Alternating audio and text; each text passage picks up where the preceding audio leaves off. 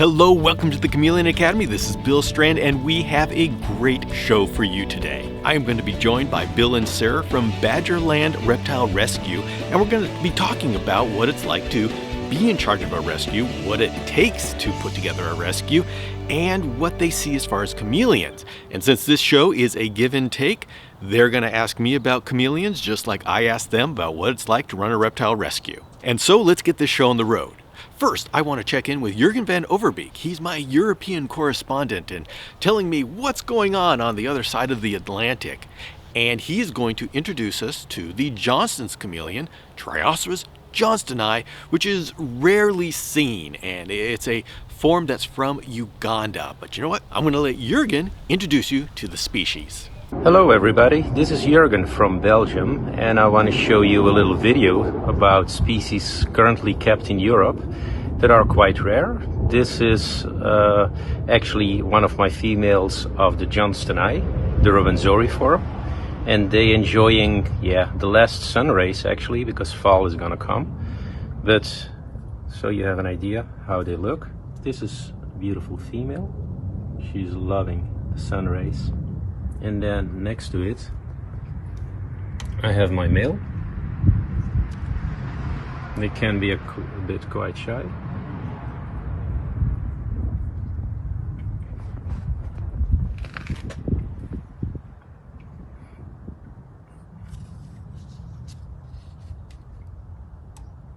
But you see the coloration is fantastic. I also have a lot of babies, which I'm gonna make a little video of also very soon.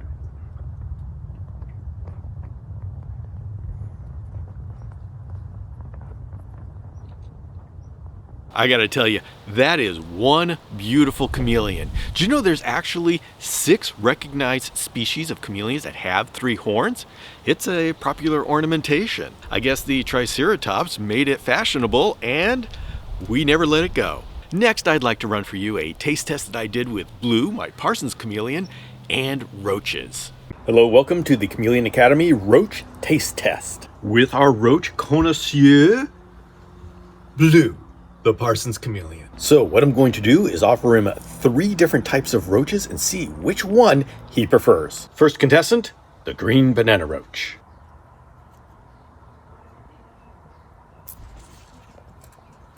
Next up is a dubia roach.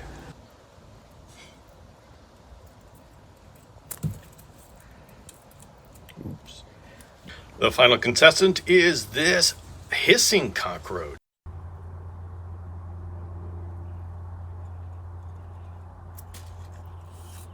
So we are 3 for 3, and I think what our roach expert is trying to say is they're all good. This has been a public service experiment by the Chameleon Academy. So yes, we do have some fun tests that we do here at the Chameleon Academy. But now it's time for our main event, and that's a discussion with Bill and Sarah from Badgerland Reptile Rescue. I know many of you are curious about what it takes to become a rescue and what you do once you are a rescue. So let's bring on the people who are actually doing it. Please join me in welcoming Bill and Sarah from Badgerland Reptile Rescue. Hello, Chameleon Academy. This is Bill Strand, and I am here with Bill and Sarah Stewart of Badgerland Reptile Rescue. Bill and Sarah. Hey. Hey. Oh, all right. Well, we love rescues, and we love reptile rescues because we really appreciate what you do for the community. Could you start off and give us an introduction to Badgerland Reptile Rescue? Absolutely. Thank you for having us on today. We're very excited to be here and be a part of this. Sarah. So Badgerland has been around. We founded in 2021. Yes. And we are based in Kenosha, but we kind of operate throughout Wisconsin and Illinois. Mm-hmm. I guess Bill and I have both been involved in reptile rescue for a long time. We were both involved with a rescue that was formerly in Illinois. Unfortunately, it dissolved during the COVID pandemic, but we kind of saw a need for this area to really have a rescue and a 501c3 one. So that's kind of, I guess, the short answer of our story. I've been in the reptile hobby since I was I've been keeping reptiles since I was a kid. I've become a part of the larger community only in the last maybe 10 years or so. But I've always, in keeping reptiles, I've always been the reptile rescue informally as well. Going back to being 14 or 15 years old and having the local pet shop say, oh, these animals are a little sick. Do you want to take them for free? Sure, I'll take them. I'll rehab them. So I've been kind of doing that for a long time, since I was maybe 15 or 16 years old. I am, aside from being with Badgerland, I am the executive director of the Madison Area Herp Society. And the Madison Herp Society, up until the last couple of years ago, used to also take in animals through relinquishment, through surrender, and then adopt them out. We stopped doing that a few years ago, which also made it more important for Badgerland to be created. So out of another reptile rescue dissolving through the pandemic and the Herp Society no longer taking in animals, we felt a real need for a reptile rescue in our area.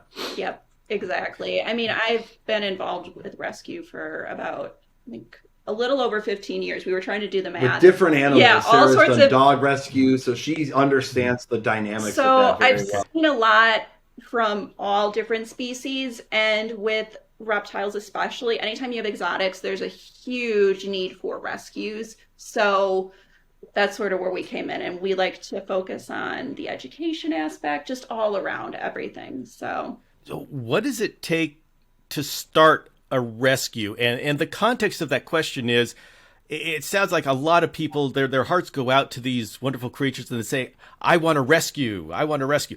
Yep. What does it take to really be a rescue? Woo! Well, she does all the behind the scenes stuff. So Sarah is the paper. Okay, so you need a Sarah. I couldn't do it. I'm the guy who cleans. Paperwork. My role with Badgerland is to clean poop and take care of the animals, manage the facility. You need to have a passion for these animals. You need to have a desire to want to take care of these animals. I think most people in the reptile community have that. We love these animals and we want to see them thrive. We want to see them be healthy. And we don't like to see sick or abandoned animals at all, period. So just having an understanding on these animals, having an understanding of what these animals need to thrive, and then Sarah having an understanding in the back end of how 501c3s, nonprofits run, having the organizational brain to be able to navigate through files and ordinances and paperwork and applications and all of that stuff. Insurance, all those things. It is. She's been a superstar to not just be a reptile rescue, but to be a legitimate 501c3 reptile rescue. I think anybody can go on Craigslist and say, hey, I'll take your unwanted pets, give them to me, please. But I think a rescue is a little bit more than just that. And no offense to the people who want to take in animals. There are animals that need homes. Yeah, absolutely. But Sarah has definitely stepped it up to give a lot of credence and a lot of clout to Badgerland Reptile Rescue and making it legitimate. Well, and I mean, kind of going off what you're saying about, I like to think that a lot of people, like more people than not, if they see an animal in need and they're able to, give it a home, they're going to do so. And I think that's awesome. Unfortunately, some of these animals do need very specialized veterinary care. And that's where it is important to kind of have those contacts and also be able to network within the rescue community. So that if you have animals that might be a kind of special circumstance or a species that is very hard to place, being able to reach out to others and provide that resource is extremely important and valuable. I mean, we're getting, I don't know if we have the date yet of when it's coming, but that rhino iguana that a rescue, in North Carolina she had a couple of them, and she reached out to a few of us and said, hey, these are possible education candidates, but more importantly, like, these are gonna be big animals. Like, you want that they're going to a good place. So that's also the only way that Bill finally talked me into allowing him to get. I get my rhino. I was like, okay, if it's helping out another rescue, like, be a little more okay with it, but we still had to make sure everything was all set. But there is a lot involved with having a rescue, I think. We're based in Kenosha, and our operations are in Kenosha. We rent a storefront. It's kind of in a little undisclosed location, but we're a foster-based program as well. So when we take in animals and they're surrendered to us and they, for all intents and purposes, appear visibly healthy, they're eating, maybe they need some more social interactions, We do have a network of incredible volunteers and incredible fosters that these animals can get placed in, where they can kind of get monitored. They're fed regularly, they're interacted and socialized with prior to being adopted out. Any animals that come through with any kind of special needs or medical needs or medical requirements that are being, seen through veterinary care, stay at our facility and we take care of them. But it's being successful as a reptile rescue.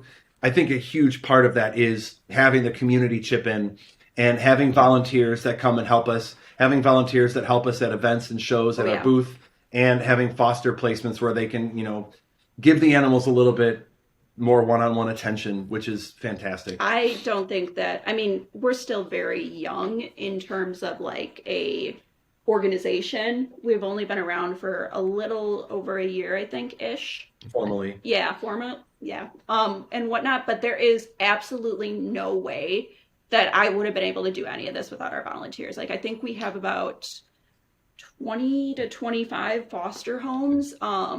That sounds about right. And then I think it's about 15 or so regular volunteers for events and whatnot, and just being able to rely on all of these individuals and see on how passionate they are about the animals is also, it's incredible. So what is 501c3 and why is it important? To me, it sounds like a droid from Star Wars. Yeah. Sarah, answer that question. So, I've gotten that question a lot because recently I was also involved in the founding of ARROW, which is the Association of Reptile Rescue Organizations. One of our requirements is 501c3 status, and that is complicated for sure. And I know that can be controversial because there are organizations that are smaller and it's not cheap to apply for a 501c3. Like, it's anywhere from $250-ish. I'm kind of guesstimating because they're not in front of me, to, over $700. But it's a nonprofit status, so it makes you tax exempt. It establishes you within the eyes of the government as a nonprofit organization that can be tax exempt, that can accept donations. So when people are writing off or giving you donations, it's also, kind of... Donations to Badgerland are tax write-offs for individuals because we have the 501c3 documentation as a tax exempt entity in the state of Wisconsin. Yeah, it's definitely... I don't think that being a 501c3, like, I really want to make sure that I make this clear. Being a 501c3 does not mean that you are the most credible, fantastic rescue, because there are plenty of organizations that are not 501c3 that are doing amazing work. Right. The difference is that it is a legal status, and it gets into the taxes, how you're running some of the operations, how you're doing the expenses. It's definitely a big can of worms. And I, would say that there's pros and cons, I think, to some organizations, smaller ones. I can understand why they might not want to become 501c3, but, it's a lot of work, though, too, to do that and doing the annual reporting and whatnot. All right. So, and I actually know a situation where we had a family that didn't have the greatest husbandry, but they wanted to be seen as significant. So they got a 501c3. And so how can we judge? We've always used 501c3 as the measuring stick as to whether this is a good rescue or not. But is there a better way? That's a really good question. And I don't know if there quite is yet. And that's why I really recommend anybody who wants to surrender an animal to reach out to the local rescues in your area, and do your own research. Kind of like if you're going to buy a pet animal, you're going to research the person that you're buying it from. You're going to research the business that you're buying it from to find out how legitimate they are. Do they have any negative feedback or whatever? And we would recommend anyone doing the same thing with rescues. Let me research Badgerland. Let me research this rescue or that rescue to find out if it's a legitimate rescue that's worth, because 501c3 is worth applying for, and it gives you some level of professionalism in the field, but it's not the end all be all of legitimizing a rescue. But that again is where Sarah has stepped up and worked together to create ARROW. The what does it stand for? the Association of Reptile Rescue Organizations. So it's kind of, Arrow is kind of acting as an accreditation for reptile rescue. So it's still very new, yes. In order to be an Arrow rescue, you have to have certain quarantine requirements, certain veterinary requirements. You have to be 501c3. And again, there are amazing rescues out there that are not 501c3. But Sarah wanted to come up with some type of an accreditation process. So if there's a rescue that has the little Arrow logo in it, it meets requirements for housing and maintaining the animals while they're in their care. It has quarantine requirements. It has husbandry standards and all that, whatever. So a rescue that is a part of Arrow is legitimized. It has all of those requirements that anyone would be looking for, and it gives that accreditation to that rescue. And I mean, like what you said, ask questions. I absolutely welcome if anybody is thinking of adopting from us. I am going to ask them a lot of questions. Like my forms are not. Sarah's got an insane application. Yeah, and I mean, I think it actually starts at the beginning with, before you even start, know that this is a very lengthy form. So it's intense. And I welcome them to ask whatever they're concerned about. Like if they want to know, okay, how long has this animal actually been in your care? What kind of tests have you done? What are you feeding it?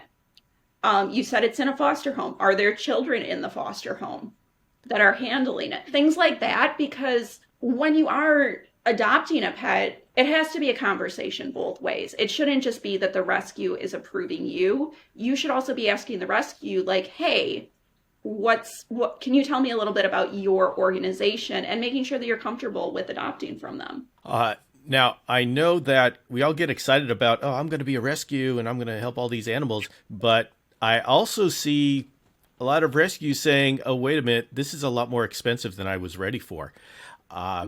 Why? How expensive does it get? And why do people keep being a rescue once they find that out? Oh, yeah, a lot.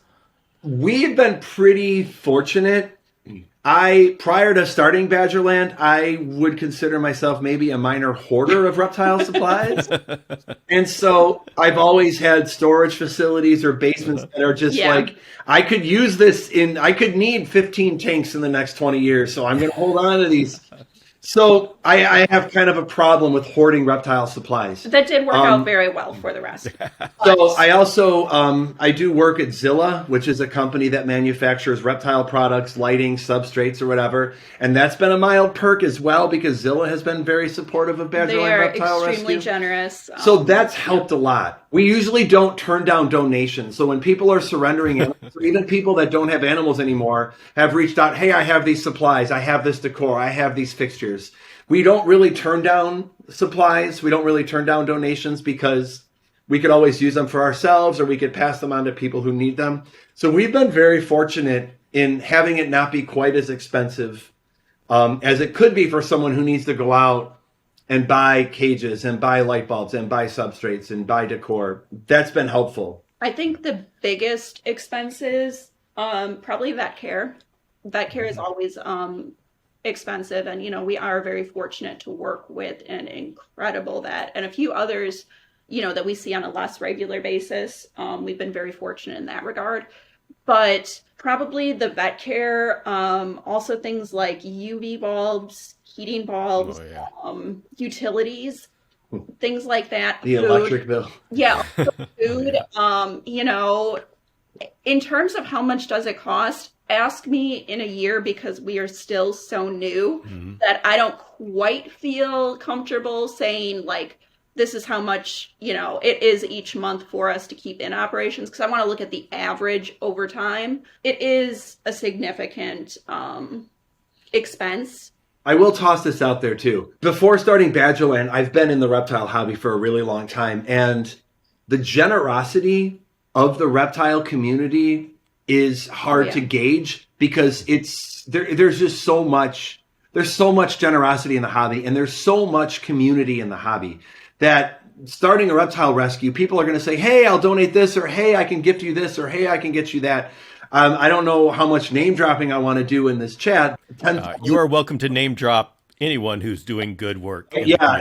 Yeah. Dubia.com are incredibly generous. It's been amazing with donating food and donating supplies. And Sarah and I get home from work and there's just a package on our doorstep from Dubia and it's feeder bugs or whatever. And like, there's a lot of other companies in the community that just really want to help and really want to support reptile rescue.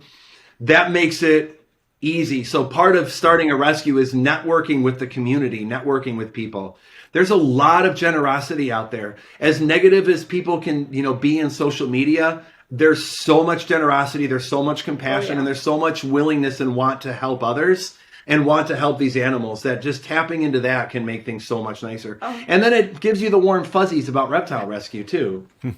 Robin Markland with Redline. Robin Markland is so that's going incredible. to be an absolute game changer he has been very him and John from Morph Market, they have been unbelievably supportive of what we've been doing with the rescues and with Arrow and whatnot. So having the Morph Market platform, but then also having Redline shipping to be able to, if we're in Wisconsin, let's say someone is in Georgia and wants to adopt from us, it will now be financially possible. I still need to clarify that I need to work out how I am going to process out-of-state adoptions.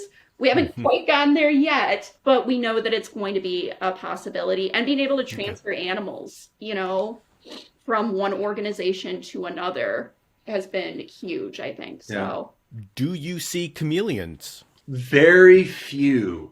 We've only taken in a couple chameleons in the last year. One was surrendered to us actually prior to Badgerland. We adopted it from the former rescue that we used to work with.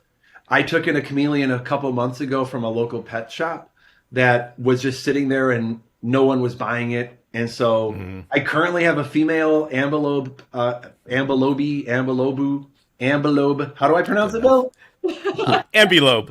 Okay, there we go. A female panther that was just kind of stuck at a pet shop for months and months and months. We had our veil chameleon that we took in. I know, we miss her. She was the sweetest. She was a viral sensation. Well, she went viral on TikTok. We also only thought that she was going to live like 2 months. She was about 6 or 7 years old when we took her in. And we were told, maybe 5 or 6 more months with her because she's older. And don't we had get her too attached, for a few weeks. So she was about 8 going on 9 years old when she passed. That was our estimate. I mean, I think that the records, nobody was quite sure. A lot of times when we do get in animals, sometimes the information, I tell my volunteers, this is the age that they said. Let's take it with a grain of salt because we don't necessarily know. But Karma. Very few chameleons right now. We're getting a lot of the ball pythons, leopard geckos, and bearded dragons make up 95% of the animals we take in. I get a lot of requests for chameleons from a lot of people. Interesting. Yes, I get a lot of Facebook messages about hey, do you guys have chameleons or things like that? Oh, wanting to adopt you? Oh, yeah. Oh, my bad. Sorry, I didn't know what you're talking about. No, people are interested in adopting chameleons, but we're not getting a lot surrendered. Which I think might be a good thing for the chameleon community, that we're not seeing chameleons flooding rescues. Or also, I have gotten a couple bizarre requests from people, but they are located pretty far from us. I think that somehow we just popped up in their Google search when they searched reptile rescues or whatnot, and they find out we're in Wisconsin. So I have referred them to others, but overall with chameleons, I would say they're not one of our most common species.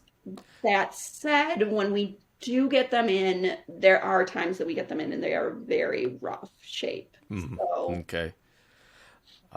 What do you... I hate to say that I can probably guess, but I'll ask, what do you generally see when you see them in rough shape? A lot of stress, usually very poor husbandry. Now that I go back in my brain, there have been a few chameleons. There's been about 2 or 3 chameleons that we've taken in that have not made it more than 2 or 3 days in our care. Dehydrated chameleons. No, now that I think about it, we have. Because I wasn't going to correct you. I might have maybe blocked those out. But right. we all know with reptiles that when they start to show signs of illnesses, it is already like very late in the stage Yeah. of their illnesses because they hide it so well. They're so stoic in their demeanors that they don't want to show anyone they're sick.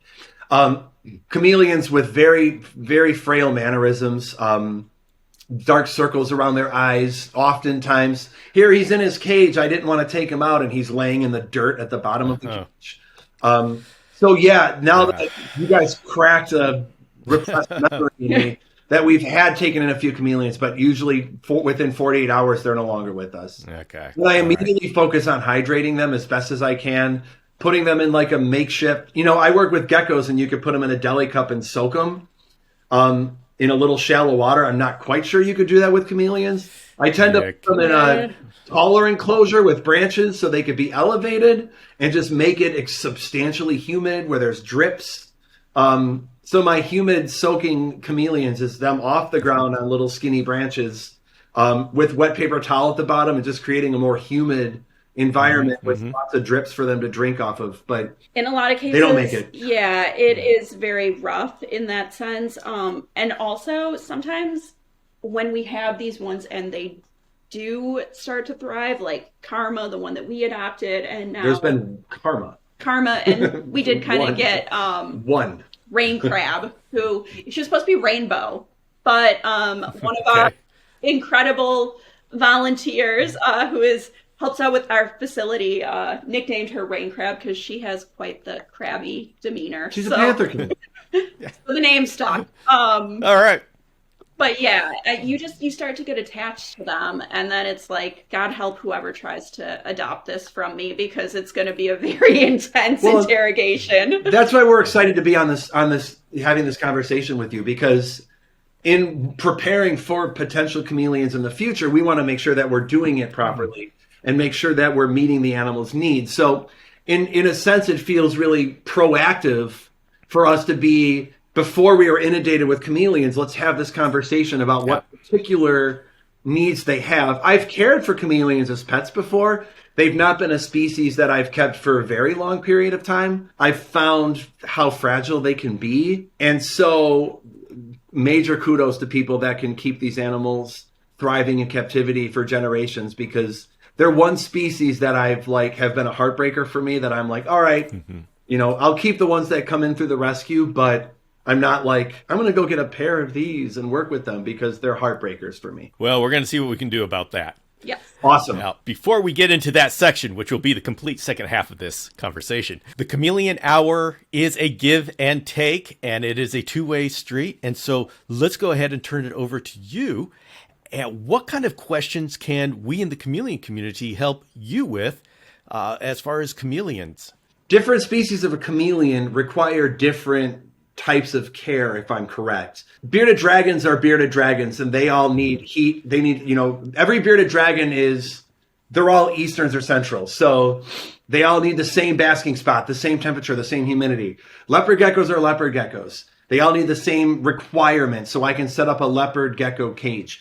But I don't know if I can necessarily set up a chameleon cage, because I would assume or wonder if panther chameleons have different temperature and humidity requirements than Jacksons or Panthers or whatever. And so I think that would be my question are there subtle differences in heating, humidity, or whatever that chameleons would require that we would need to be aware of? Hey, when you have a veil chameleon, they don't need basking. But when you have a panther chameleon, it needs an 85-degree basking, or vice versa. That would be one of my first questions to you guys. The good news is that there is a certain set of environmental parameters that will be acceptable for most chameleon species that are available, at least for the short term. Just about all species of chameleons that are available today will do well with an ambient temperature range in the mid-70s Fahrenheit. Add on a basking temperature of 85 Fahrenheit, and they should do fine. Now, of course, after we do the initial setup, we do need to watch the chameleon's behavior and see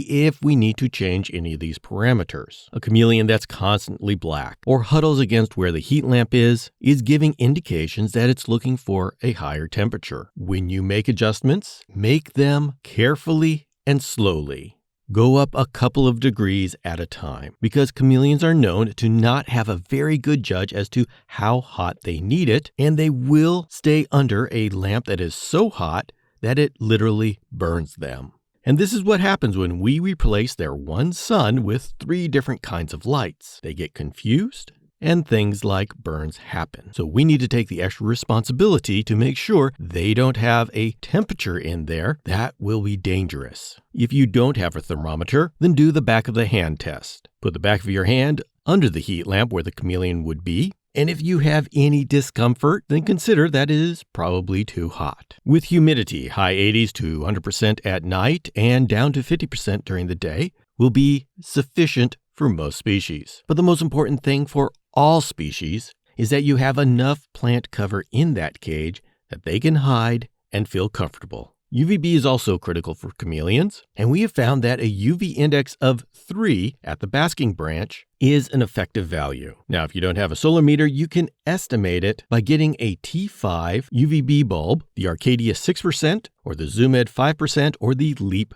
5%. Get these as a T5 linear bulb in a single bulb reflector, place it 2 to 3 inches above the screen top to the cage, and mount the basking branch so the back of the chameleon will be about 4 inches below the top of the cage. This is a gross estimate, but it will get you into the effective range when you're in a pinch. And so, hopefully if you're getting a chameleon as a pet, you will already know what species you have, and you're getting a captive hatched chameleon, and the breeder can tell you all about it. But in the case that you happen to get a wild caught, or you have a rescue where you don't know what you're going to be getting in day to day, knowing these basic common parameters can get you started off in the right place. Now, the immediate question is going to be, if these temperature and humidities are okay for Jackson's, veiled, and panther chameleons, why do they each have their own care summaries that have different values on it? And the answer to that is that each one of these species has a different reaction to the extremes of the temperatures. Jackson's chameleons are much more needing of that nighttime drop and cannot handle higher temperatures. Panther chameleons are more tolerant to the higher temperatures, and veiled chameleons, it's amazing what they can handle. It's not necessarily healthy for them to be in the higher temperature ranges, but they react differently. And this is why you start seeing different numbers across different care sheets for these different species. Of course, once you know what species you have, you can go and find the care summaries that give you the optimal numbers. But it's always valuable to know what the safe starting point can be. Nighttime drops are important for chameleon health, and some species are more sensitive to them than others. And by sensitive, I mean they need the nighttime drops more than others, Jackson's chameleons especially. They want a nighttime drop into the lower 60s, upper 50s, but in a pinch, take your chameleon down to at least the 60s at night. Any species can handle those cool temperatures. Do not heat a chameleon at night, and do not worry about even the panther chameleon, which is a low elevation species. Do not worry about their ability to handle cold at night. Don't use red lights. Don't use ceramic heating elements. Do not use any additional heat unless your house is getting down into the 40s Fahrenheit. It is true that every chameleon has its own particular care needs. And that's because chameleons come from all different areas, from the sand dunes all the way up to the coldest mountain peaks. And so we definitely need to check the care summaries and do the research into what their actual conditions are. But if you're in that situation where you have the chameleon and you haven't done the research yet, then we can take advantage of this overlap that many species have. And so you can set them up so they will be comfortable while you do your research. I think one of the challenges that I've always kind of understood with keeping chameleons is that there's that dynamic of them needing humidity, but also needing open air. And there could be a challenge in providing appropriate humidity, but open air habitats at the same time, because by nature, open screen habitats don't hold humidity, but they need the humidity. And so we're still, the chameleon community is still leaning away from like exoterra front opening enclosures for keeping those 3 species of chameleons, if I'm correct. Or are there changes in that? Like I have Zilla flex screen habitats. I have Zoomed or Exoterra screen habitats with misting systems or dripping systems for water. I'm still going under the guise that screen habitats with more regular misting is the way to go. Bill, you have just touched on one of the greatest transitions within the chameleon community. Really? Oh my goodness. It has been so hard Worms? to get the chameleon community off of screen cages. Okay. One of the greatest transitions we in the chameleon community are going through is a deeper understanding of hydration, humidity, and ventilation. For many decades, the screen cage was considered the ultimate cage for chameleons. Not only the optimal cage, but the required cage. The origin of this comes from the early days of chameleon keeping, where the alternative was aquariums that were ill-suited for chameleons. But during that time, we noticed something interesting about our chameleons, is that they were always parched. They always seemed to be wanting to drink. And this is how we came up with the idea that we should be misting multiple times during the day. But with a greater understanding of the natural humidity cycles, a different story has emerged. We are finding that with high humidity nights and effective humidity control during the days, the chameleons simply don't need to drink as much. And the reason for this is simple, and even studied in scientific papers. When chameleons sleep, or we sleep, or any living being sleeps, they lose moisture through their breathing. The more humid the night, the less moisture is drawn from the body in the breath. And so by keeping them in screen cages and having dry nights, which is standard for our human houses, high humidity nights would make the paint peel.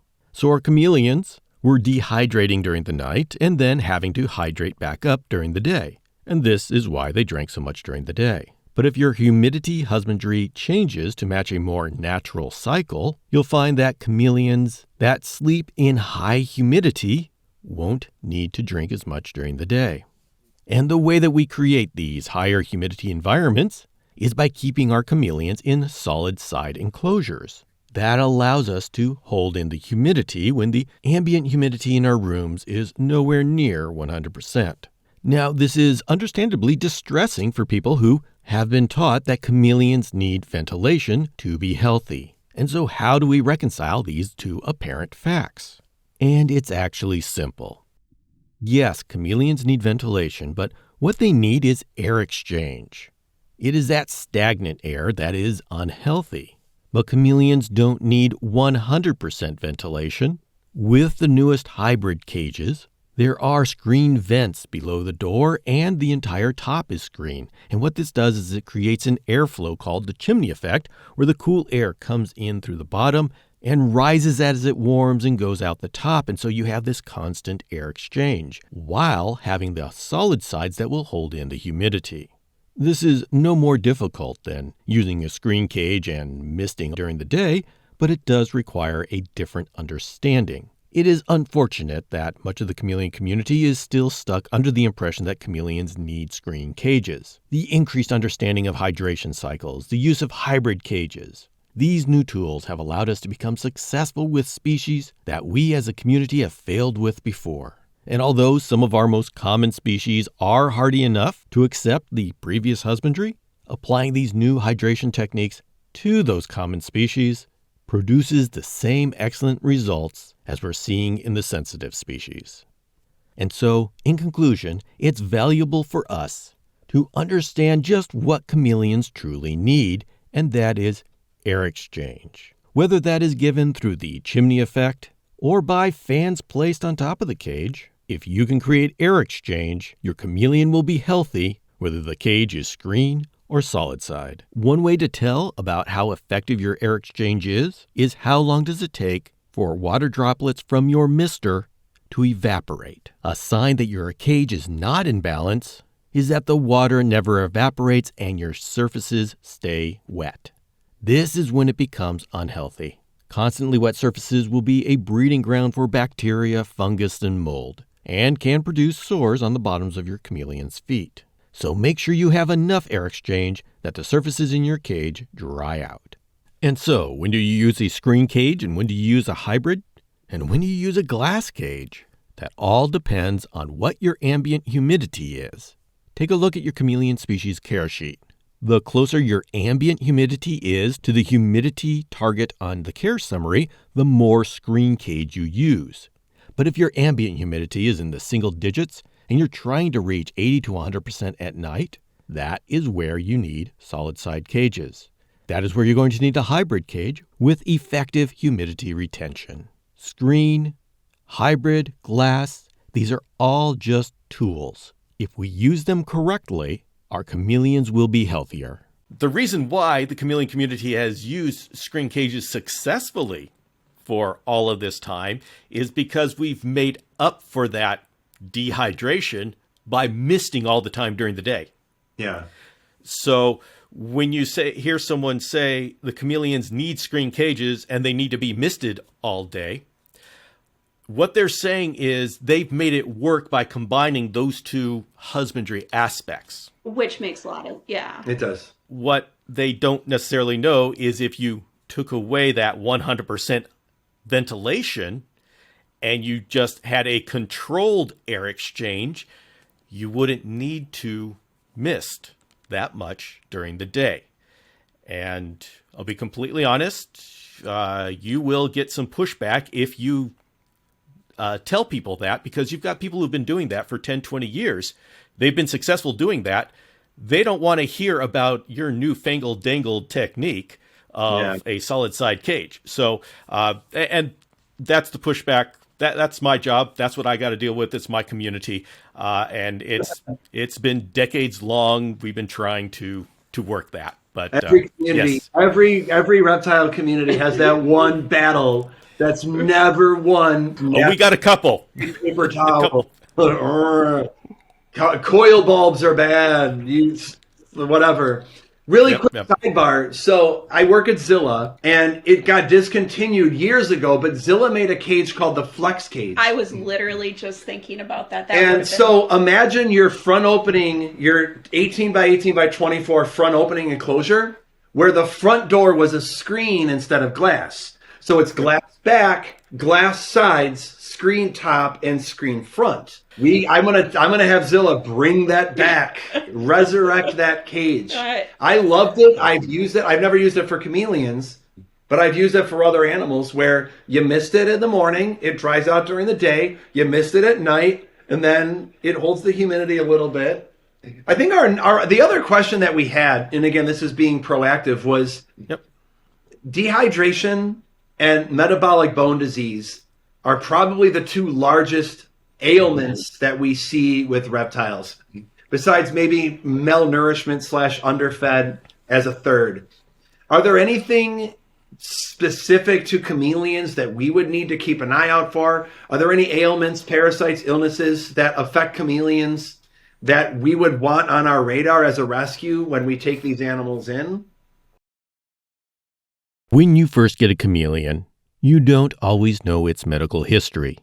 While I absolutely recommend that if you get into chameleons that you get a well-started juvenile from a chameleon breeder, the fact is many of us end up with chameleons that come from the pet store, they come from the classifieds, they end up in our hands from other people, or in the case of a rescue, they just show up on your door. And although there is no substitute for an in-person examination from a reptile-qualified vet, there are some initial checks that you can and should do. The first thing to do is do a quick check of the feet and tail. Often chameleons are pulled off of their branches, and this can hurt the foot or the tail that holds on. If your chameleon is having trouble closing its foot around a branch, or a portion of the tail seems limp, you know you may have a broken bone. Any black or sickly yellow blotches on the skin are a good indication that there's been trauma underneath. Next, you'll want to see if you can get your chameleon's mouth open. In doing this, we want to check if there's any swelling around the dental arcade. And that's a fancy way of saying all the teeth.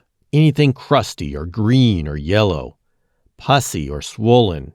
This is an indication of what we call mouth rot or stomatitis. That is a definite vet visit as it needs to be cleaned out and antibiotics given. If you have a Jackson's chameleon, there's the added check at the junction where the lower jaw meets the upper jaw. This is the temporal gland. And in Jackson's chameleons, this can get infected. If this area is swollen, it once again requires antibiotics. From there, you want to do a general check over the body, looking for mites under the armpits or areas that indicate that this chameleon was in a fight with another chameleon, bitten, or else was too close to a bulb that was too hot, and has those ugly gray burns. Place the chameleon on the stick and verify that the chameleon can hold its body up. In the case of metabolic bone disease, the limbs will have a bent appearance, and the chameleon may not be able to lift itself off of a branch or walk on that branch confidently and quickly. A chameleon with metabolic bone disease may also have trouble with jaw alignment and be unable to shoot its tongue out accurately. Once you get it in the cage, away from the adrenaline of all the transportation and the initial handling, you'll want to definitely give it a good hydration. And after a good night's sleep, your chameleon should wake up in the morning with eyes bright and alert. If your chameleon has its eyes closed once the lights are on, that is a huge warning sign that there is some sickness inside. This could be a parasite load, or it could be some sort of infection. Whatever the case, if the chameleon's eyes are closed, you now have to figure out what is wrong. Your first step is to get a fecal check to see if there's a parasite load. And the second is to check for a respiratory infection. A respiratory infection can be detected if the chameleon has to breathe with its mouth open or its nose stuck into the air. These are signs that it's having trouble getting oxygen into its body. Now, it's common in the community to blame a certain aspect of husbandry as causing a respiratory infection, such as a glass cage or a screen cage or a mister or a fogger or something. The truth is, what causes a respiratory infection is a compromised immune system. A respiratory infection is caused by bacteria getting into the lungs and taking hold. Well, the chameleon breathes in bacteria every breath of the day. A healthy chameleon's immune system is working every breath to kill that bacteria. That's just the way they're built, and that's how they live for many, many years. But every day that chameleon's under improper husbandry, its immune system gets compromised. It weakens. It's the same as when our body is too cold and we end up getting the flu or coughing. It's because our body can't fight off what it used to be able to. And so with our chameleon, once the bacteria is stronger than the immune system, it takes hold. And once that happens, your only way out is to get antibiotics from the vet to help the immune system attack that bacteria and change the improper husbandry so the chameleon's immune system can get back to normal doing its job. And so, in conclusion, chameleons share many of the same ailments as other reptiles. Chameleons have their own way of showing things. And we, as chameleon keepers, need to learn how to speak their language and understand what their body's communicating to us. It's all part of chameleon herpetoculture. Yeah, so it's likely that by the time a chameleon would end up at Badgerland, its immune system is compromised in some degree, which I think would then lead to our other question, because I think one of the things we talked about, so we took in Karma, who was our chameleon we ended up having for 3 years. We have a panther chameleon now from a local pet shop.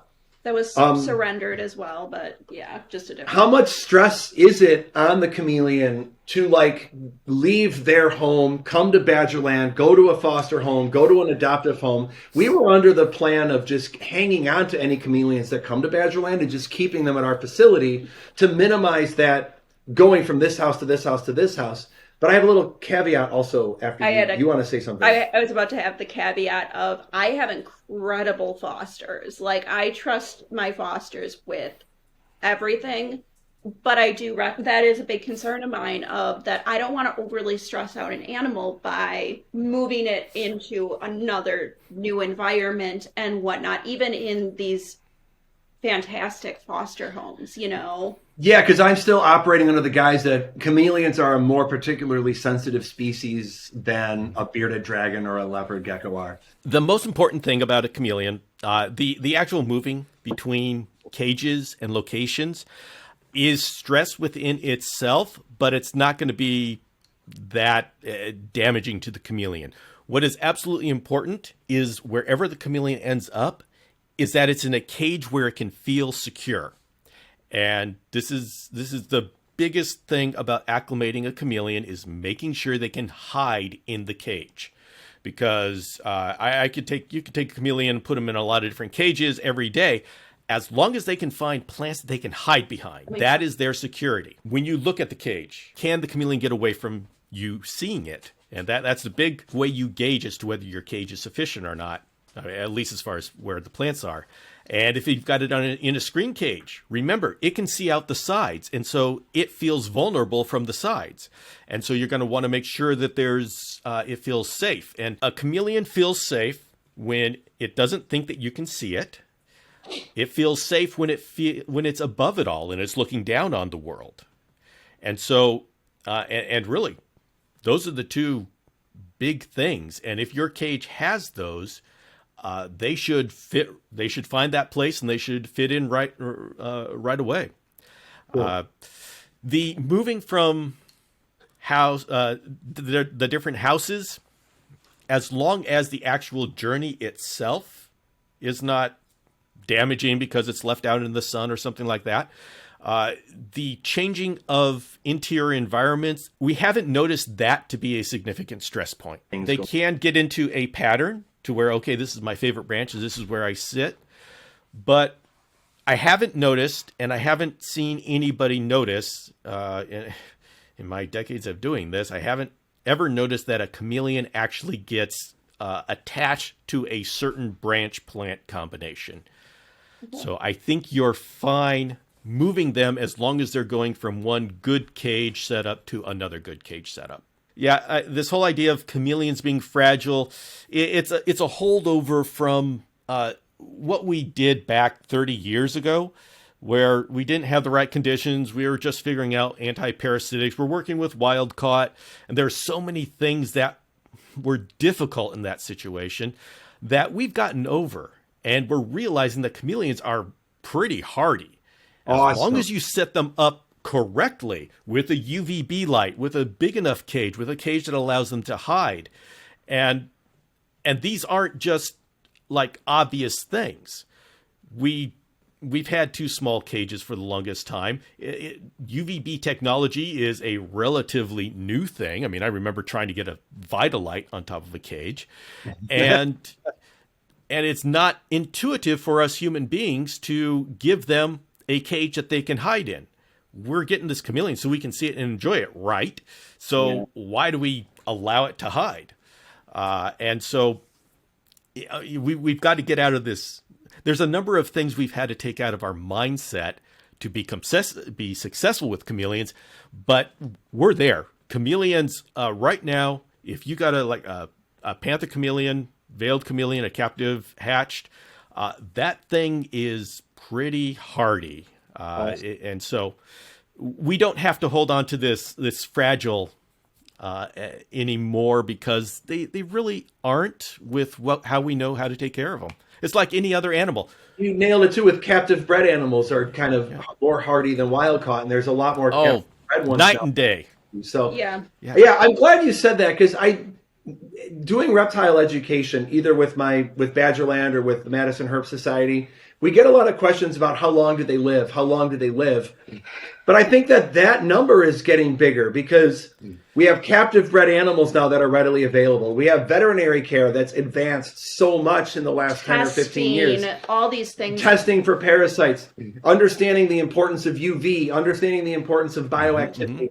And enrichment and stimulation. So even pet insurance. I have people who are adopting from us that even mention, they're like, and I want to get my bearded dragon or whatever covered because they found a pet insurance company. And I'm like, good for you. Yeah, so if that's an option. I think life expectancies are so much more now than they used to be. So, oh, absolutely. And they keep increasing. The correct. more we have been aggressively attacking chameleon husbandry in the community. And that's what this show is all about, is interviewing people from around the world and pulling together what everybody knows. Our husbandry has gotten so much better since 10 years ago. I mean, it's night and day from what it was 10 years ago.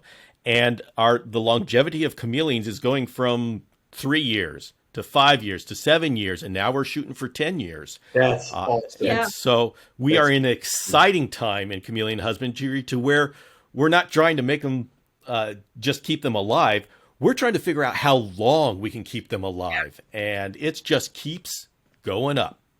Sarah has a logo and a sticker with Badgerland Reptile Rescue that says, "Don't just survive, thrive. Yeah, I know a lot of organizations have kind of said that, and that's sort of been one of our things that when we get these animals, also with not knowing the background, we don't know the exact age. So we want to kind of take away the mindset of this is the lifespan and just be like, okay, we have it now. How can we have the best life for this animal? Yep. You know, and just making sure that because we don't know exactly how old it is or anything like that. And even if we did, that shouldn't be what we're focusing on. So I'll say in the chameleon community, one of the greatest shifts is instead of our mindset, instead of saying, okay, we've got this chameleon, we're going to wrap a cage around it and frame it so it's always there looking at us. We're now thinking about it as let's create an environment where the chameleon is just one part of this environment. And this little tree dragon comes in and out. We may not see it for a day. That's okay. It's doing whatever it wants to, as well as the plants that are growing. And so we're coming at it with an environment mindset. And it just is taking our husbandry and shooting it forward. And it's exciting to see where it's going to go. I have no idea where it's going to end. I just love watching it. That's awesome. would you say that there are specific species that are kind of the best starter? And I always am very reluctant to say starter because I think I don't want people to say that's the easiest or anything like that, you know, but are there ones that might be better for somebody who is Yes. A lot of times when we talk about a starter reptile, what we end up meaning is what reptile can accept more improper husbandry and still live than other reptiles. It's like it just doesn't feel good to say that. No, right. Exactly. So how I would answer that question is that the panther chameleon is the best chameleon to start off with. And the reason is not because it can take abuse, but because we have such a strong network of breeders that can give a healthy captive hatched individual and provide continued care and advice as you grow this chameleon. We have that down to a recipe, and there's so much experience in the community that whether you go on Facebook or you talk to the breeder or you go on Instagram, you will find somebody who can give you good advice. And so I'm saying panther chameleon because of the support network around it.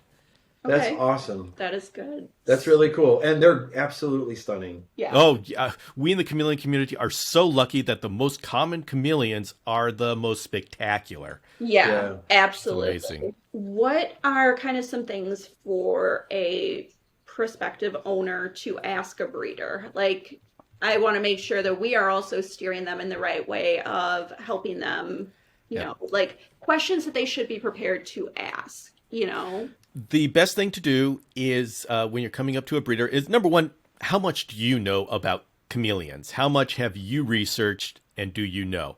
If you have a background, at least even if a beginning background, you've done some research, you can start judging your breeder's husbandry by what they show on social media. In the case where you're new to panther chameleons and you're looking for a lot of guidance, you're not going to be in a position to judge what you see as to whether that's good or bad. In that case, you go on social media and just look at their digital footprint and see whether people say good things about them or not. If they've been around for a long time and there's an actual breeder that you can, people you can talk to, then they probably are doing something right. And so the way you want to judge which breeder to go with is call them up. Do they talk to you? When they talk to you, how helpful are they?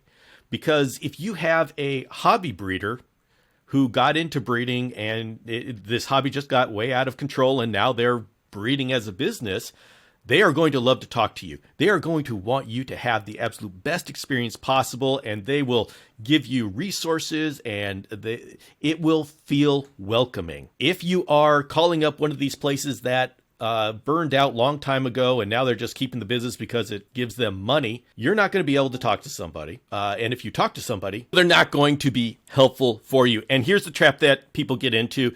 The biggest thing, don't shop on price, because people who want to just sell an animal are going to trap you with a lower price. The breeders who are serious about this and have invested in their infrastructure are keeping their males and females separate. Each female has their own cage. Each baby is raised individually. Those people have invested in their infrastructure, and they need to charge a higher price. And it's worth it. Yes. This isn't just it's a designer brand, and so it's just worthless money spent. No. The investment that the breeder puts into not only your baby, but the mother of that baby before the baby ever was bred, that is what you're paying for. And so don't shop on price. Just and go with somebody who will talk with you and you can tell cares about your success. That's the way to judge a breeder. Absolutely. Right on.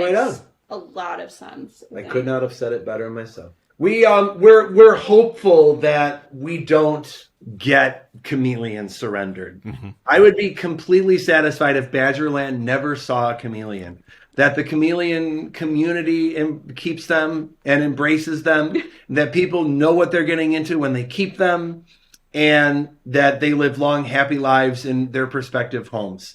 But I feel pretty well equipped that if we did take in any chameleons, that we would keep them with us at the facility and be able to provide the best care that we can and give them a long, happy remaining life. That's what we can hope for. And also, you're part of the community. You have got the Chameleon Academy, Chameleon community, and if you have any questions, need any support, I will either give it or I will know where to find it for you. So we appreciate that so much. Thank you so much. I think absolutely just that's the thing is if there's somebody who can care for an animal better than I can within the rescue, I am absolutely transfer it. And we support like Sarah said, we want to support the chameleon community as well. So if people are reaching out to us saying, "Hey, I'd like to adopt a chameleon," we don't have any for adoption, but here are some great places to go to get yourself a pet chameleon. We're not anti-breeder as a rescue. Yes. We're not against. We understand that there are amazing quality pets being out there. And that's just part of the nature of the pet industry. We just want to be at the back end and be able to take in these animals when people no longer can care for them because the other options for those animals are not good. But there's never ill will towards breeders. There's never any negativity towards the hobby. I know that some rescues and some rescuers can get jaded or frustrated. Going to a reptile show and there's, bearded dragons and deli cups and I have 20 of them at home. But Aaron and I do not have that mindset going into this. Most of the animals that are in the pet trade are cared for. I think the animals that come to our rescue is a tiny sliver of a tiny percentage of animals that are out there. And I think a majority of these animals are in good, strong homes with people who really understand their animals' needs. And above and beyond, understanding the need for enrichment and stimulation, natural sunlight. And so most people are taking very good care of their reptiles, and we love working with the community. We've taken in some animals at the rescue directly from breeders who are ethically, making sure that their animals are healthy. And we have a blue tongue that came from a breeder. He has a genetic deformity where his arms are weird. There was a clutch of blue tongues where all their arms are weird, so he's kind of like this. So okay. The breeder recognized it, and the breeder's we don't want it. Yeah, we don't want this one going into the pet trade. We don't want people breeding these. And so we love working with breeders and taking in if there's a clutch with an animal with a deformity or an animal with he's an illness. been one of the best educational. Oh, he's amazing. He's the star of the show if we bring him in. Really weird because I'm like, aren't you supposed to be showing the blue tongue and all sassy? And he's just letting anyone hold him. All right, Bill, Sarah, if somebody wants to find you, follow you, support you, where can they learn more about Badgerland Reptile Rescue? They can find us at badgerlandrescue.com. They can also find us on Instagram at Badgerland Rescue. Facebook. Badgerland Reptile Rescue. TikTok. Badgerlandrescue.org. Yes. We have both .com and .org, and I just have them redirect. And Bill and Sarah, I want to thank you so much for coming on and sharing about your insight and your rescue. Thank you so much for having us, Bill. This was awesome. You do incredible work in the chameleon community. You do incredible work on this podcast. And so we're really excited to be a part of this. And I think tonight. we both learned quite a bit about chameleons as well. So this has been very helpful. And we know who to us. reach out to if we have any. Yes. My whole purpose here is education. And so I am here if you have any questions. Thank you to the chameleon community for having our backs. Yes. We appreciate you guys. Thank you. Thank you. All right. We'll see y'all. Bye. See you later. Thank you, Bill and Sarah, and thank all of you for joining us for this Chameleon Hour. If you'd like to continue the discussion, both Bill and Sarah are going to be joining me for Chameleons and Coffee tomorrow morning. And I invite you to bring your questions and discussion items because it's going to be a live interactive session.